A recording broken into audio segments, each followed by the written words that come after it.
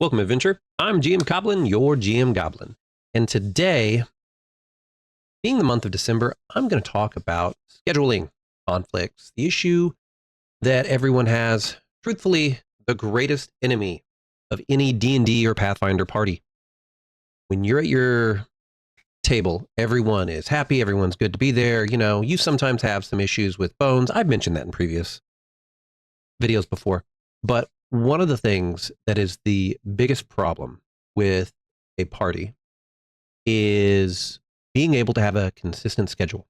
As everyone moves away from either you're in high school when you start playing, then maybe you move into college. As you move into a more adult or a more busy life schedule, whether you're having to deal with kids, marriages, fiancés, work that now you have to work on the weekends, or you're just finding that you're doing too many things.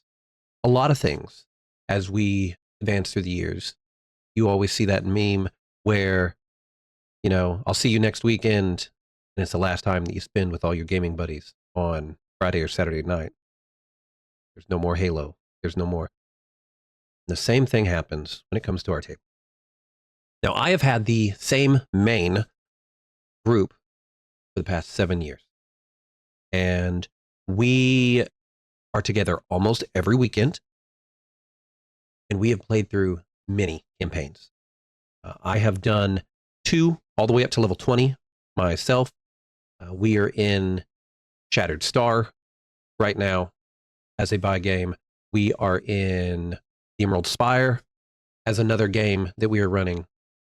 And we're also running through our main game, Mummy's Mask.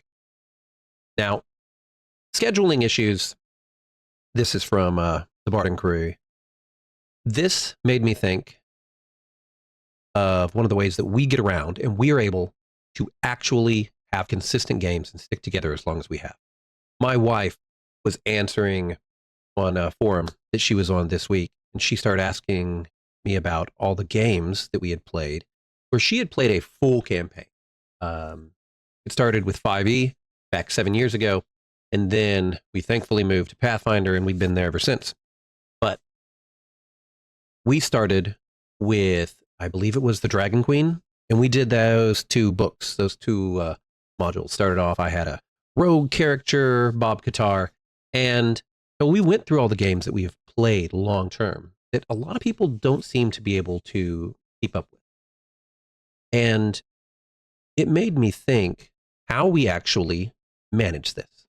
And one thing that we can see here is true, and that's going to be setting weekly time, and we always play them. Now we're good enough that we're able to play generally every Saturday. I have an extremely flexible schedule. My wife's fairly flexible. She only works during the weeks. And most of the other people that we play with are the same way. We all have, or a couple of us have kids, another one on the West Coast. And so we're able to set that schedule down. Now, some of you have rotating schedules, and that's difficult. But one thing we always do is before we end our game on Saturday, we make sure that the next session is set in stone. And so, okay, who's going to be here next week? Is everyone going to be able to make it? Do we have to change anything? Is there going to have to be a change in campaign? And so, another thing is, when I was younger, and I was in high school, when I was in college, you know, early 20s, we would have all day play sessions. Now, our standard play session is 4 hours. Sometimes we'll go a little bit longer. I think we had a 5-hour one or a 4-hour. No, I think it was 5 last week. And so keeping the playtime there, realizing that you're going to have those sessions of 3 to 4 hours is going to allow people to revolve their schedule, especially when you have kids, around that. And we do it extremely early in the mornings, which very unfortunate for our Californian friend, or our West Coast friend, because she is up at 6 o'clock. So it's a little after 6 o'clock for her, but we all know it's going to happen. And that's okay, because it's easier for her when she has kids to deal with. that she is going to have to eventually get up and assist with them. And so now you let the kids sleep in. But keeping the session short, working with them, we all have an online calendar that we use and we connect everyone to. So we always send out invitations that we know. We all, because we are all 1,000 miles at least from each other, we all play online to the person. Now, usually once a year, they all get together. And sometimes I've been able to get together with them as well. But they'll get together and then they will all play together. They do a week out of it or a weekend of it, and that's fine. But generally, we all play online. Now, we started playing online with Roll20. And then a few years ago, so we migrated to Foundry, VTT. It is half of ours preferred. But I mean, we were also the ones having to do any of the codes and everything for Roll20. So, but Foundry is what makes my life better. I can add all the different things. I can add visuals and notes and everything, and I can keep track and put everything with almost no limit inside my Foundry. Now, I do use a web hosting for it. I use Forge, as I've mentioned in my other videos, but I do that because I don't have to worry about any latency issues on my end, because I live rural area and I use kind of a hotspot for a house. I mean, I'm pulling probably 300 plus megs right now, which I don't have any problems doing anything, but every once in a while, you're going to have a break and a delay, so it's easier for me to host it somewhere else, except for when they get bogged down. And so playing online allows us to, in an instant, get on.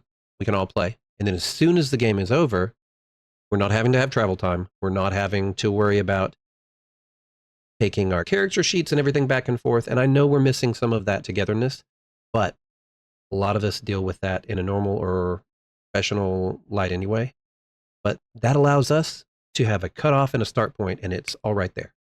It's not wake up, drive 20, 30 minutes, and then do the reverse. So it, like the last part, is kind of keeping your sessions shorter while making it convenient for everyone to actually be together and talk. The last one is something that we do, and it is rotate games and game masters.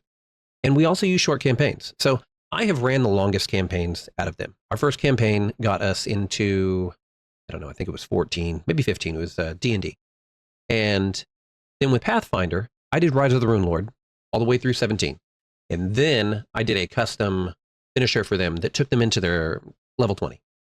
And then I did the exact same thing that was over 2 years with my last campaign, which was in a world I created called Irud. And so those are our big, long campaigns. And we have another one starting right now that we're just level 8, I think, or 7 or something. And that's going to be, no, we're 9. And that's going to be the Mummy's Mask campaign.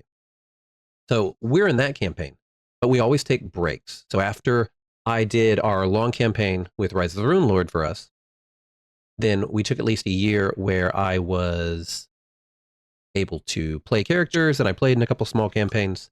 But as you heard me mention the campaigns we started at the beginning, having Mummy's Mask, Emerald Spire, Shattered Star, we have 3 going on right now with the exact same group because it allows us to rotate who the GM is, depending on who's not able.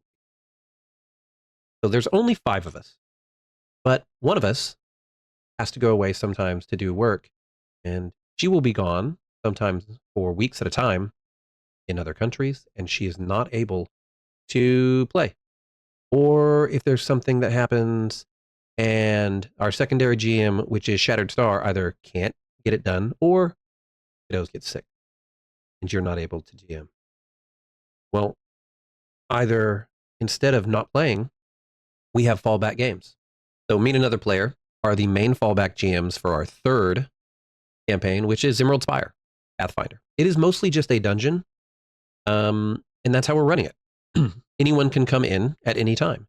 So if someone's sick and we're going to play the main campaign, well, what do? Well, I have a level ready, and it's my turn to GM on that campaign, so that's what we hop into. Also, being online means that that other campaign is just a click away. So everyone clicks a button, we move on to the next campaign, all new character sheets, all new settings.